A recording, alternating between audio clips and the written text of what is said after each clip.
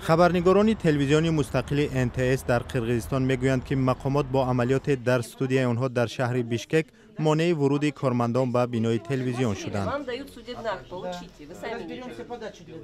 ماموران انتظامی روز 19 دکبر به تلویزیون آمده گفتند که امر دادگاه برای حبس اموال تلویزیون را در دست دارند. ماموران پلیس بنا را محاصره کردند و نگذاشتند مردم به آن وارد شوند. با وجود ثبت اموال تلویزیون برنامه ها قطع نشدند. مقامات سبب عملکردشان را شرح ندادند. تلویزیون NTS با عمربک بابنوف نامزد سابق به مقام رئیس جمهور تعلق دارد. بعد شکست در انتخابات روز 15 اکتبر و افتتاح پرونده به ضد او با اتهام برانگیختن عداوت ملی، عمربک بابنوف قرقیزستان را ترک کرد. بخش قرقیزی رادیو آزادی هم برای تلویزیون NTS و دیگر تلویزیون‌های مستقل قرقیزستان برنامه می‌سازد.